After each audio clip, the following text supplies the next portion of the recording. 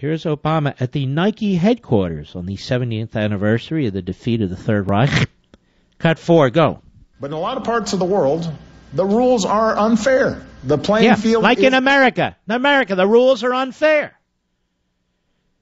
You can't get the health care policy you used to have. Your premiums are through the roof. The deductibles are through the roof. By the way, more people are visiting emergency rooms than ever before. Costs through the roof. Half of the state exchanges, did you read this one, are going broke. Within a few years, they're broke. Don't worry, we'll just put more money into them. Go ahead. That puts American businesses and American workers at a disadvantage. Enough of him.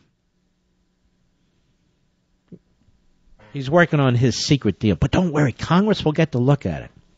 With every Democrat voting for it, and about a dozen Republicans. All they do is slap, oh, it's free trade, free trade. No, it's not. It's not free trade. I support free trade, except to the enemy. Now let's listen to Obama. Cut 6, go. Critics warn that parts of this deal would undermine American regulation, food safety, worker safety, even financial regulation. No. That's your leftist goons who are worried about the iron fist of government being loosened. No, the truth is that you're going to use this as an opportunity to advance more of your radical agenda. No conservative who's a serious conservative should be voting for this. They pretend that it's free trade because they've been bought and paid for by the U.S. Chamber of Crony Capitalism. But this is not good for the American people.